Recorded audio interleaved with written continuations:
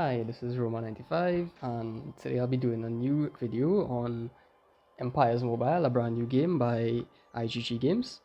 I'll be doing a commander overview today. I'll be giving a comparison to the Rise of Kingdoms heroes, which they are based on. They are complete clones of the Rise of Kingdoms heroes, and I'll be giving you the use of these commanders.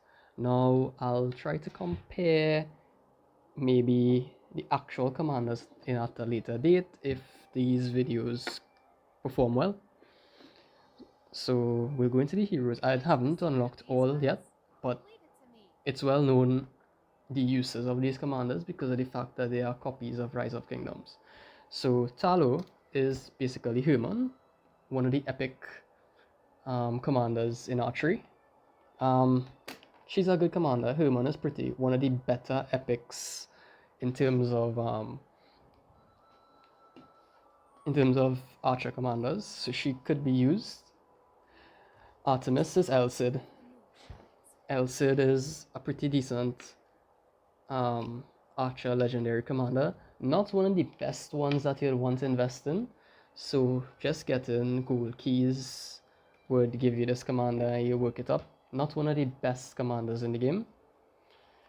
Uguru is... these blues are like the second, well, first tier in this game of heroes, the lowest tier, and he is based on Tomogozan, not really useful as a hero. Numian, he's cavalry, another not really used commander, though this guy based off Lancelot from Rise of Kingdoms, and which means he's one of the faster commanders, right? People use this for running around killing enemies quickly, but not much used in actual war. Toric is based off Constance, one of your major gathering commanders. You'll want to level up because of this skill here, where gathering gives bonus resources. And same here, when expertise, that means all skills are maxed. This is different from Rise of Kingdoms. Even the blue commanders have extra skills, so they may be a little more useful than in Rise of Kingdoms. Christina is based off Saka, another one of the gathering commanders. Not really useful in game, but I guess due to the having a final skill, they may be a little better than they would have been. Jake is a new commander. Haven't done much testing. He isn't based off anybody, but he is again a gathering commander, and he has some better skills, things like gem gathering buffs. No commanders in Rise of Kingdoms does that. Increases capacity, things like that. He may be useful. Me. And this is where we get to the bigger commanders. Dawn Iron Shield is based off Seondok, another gathering commander. Not really used in day-to-day fighting, so nothing you want to invest money in. Merman is based on Frederick.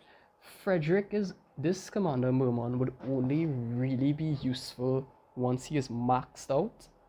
Otherwise, isn't another commander you really want to invest in, especially early game, and if you're not a major spender in games. Bruno Ironwine is based off Caesar. Julius Caesar is one of the stronger commanders early game. This is when there isn't much legendary commanders around.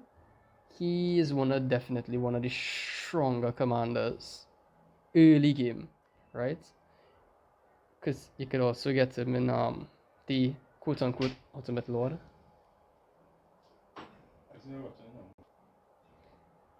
In the quote-unquote Ultimate Lord. So that's basically the MGE event in this game. Elizabeth is based off Charles Martel, one of the best defensive garrison infantry commanders. Could be used in open field, could be used in structures. Definitely one of the commanders if you wish to invest in, definitely. Karissa is based off of Hannibal Barker. This is one of the commanders you need to pay for at the very highest levels of VIP. And if you're a heavy spender, Karissa and Bruno would be one of the best matches in the game. Early game, one of the strongest matches. And until maybe newer commanders are released, that would be one of your strongest open field matches, definitely. But she is the most expensive commander in the game. Carter is based off Cleopatra. Again, gathering commander, legendary, not one to invest in. Not really useful at open field unless you have 5 marchers on the field. She does a heal, but again, she'd just be targeted down and killed, so not much of a use there. Basil Wagner is based off Cow. You get this in chests, which you pay for. You get this from gold keys. One of the better cavalry commanders, especially for doing forts and doing PvE, player versus, not PvP. PvP as well is really useful early game. One of the better commanders to invest in if you afford it. Shipura is based off Minamoto. This is another commander which you need to pay for, right? In the early VIP chests, as well as you get him for buying any pack in the game at the start. One of your best early game cavalry commanders, Shipura and Basil will be one of your best cavalry marches, legendary early game, as well as one of the best commander pairings for doing PvE, forts, etc. Hedwig is based off Ethelfled.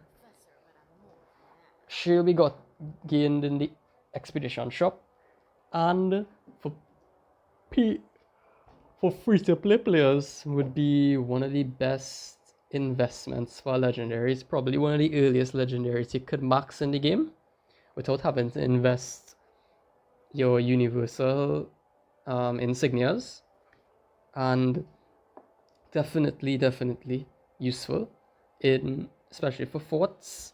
Useful as a debuff march in open field because of this first skill, where she does nuke damage as well as decreasing all other stats against enemies, which very useful in open field. Joseph Clark is Richard. Richard is going to be on the first quote. I don't know what they would name it in IGG games, but it's the Wheel of Fortune, where you spend gems and you get chances to win the commander himself. He is one of the best infantry matches. Joseph and Elizabeth as a infantry legendary pairing is again one of the best marches in the game, open field, even late game, and early games probably one of the best marches overall, as well as a very good defensive march to put into your city, into your structures to defend.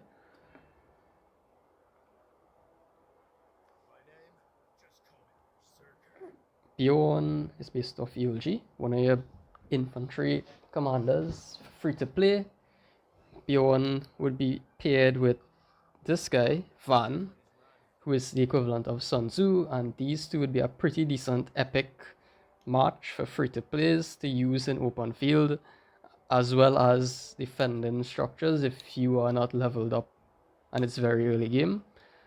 Decent march open field as you go on, but as more time passes and more commanders are added in the same vein as Rise of Kingdoms, we assume it'll be kind of phased out. Siren is based off Boudica. You would use this to fight PvE on the map.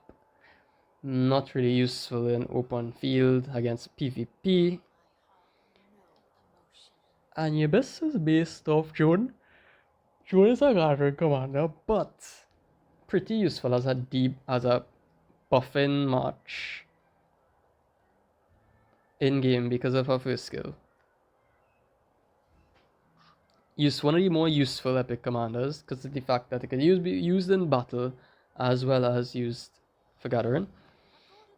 Chandika is based off Scipio. Scipio is a useful hero early game for open field. Not that useful later on, though.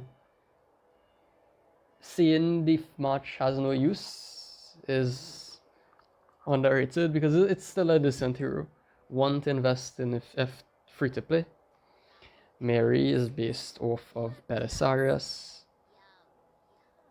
Decent commander again. One of your quicker cav matches, not a main or very strong cavalry commander, but useful nonetheless. Grash is based on Loha, which this is your main barbarian fighter match. You want to have him as the main barbarian or PvE fighter. He heals, he lasts long, gains experience faster for your secondary matches. Monroe is based off Kusunoki. Kusunoki is one of your archer matches. Pay him with him on early game for a pretty decent archery match. Pay him Monroe with Talo, and that would be a pretty decent archer match.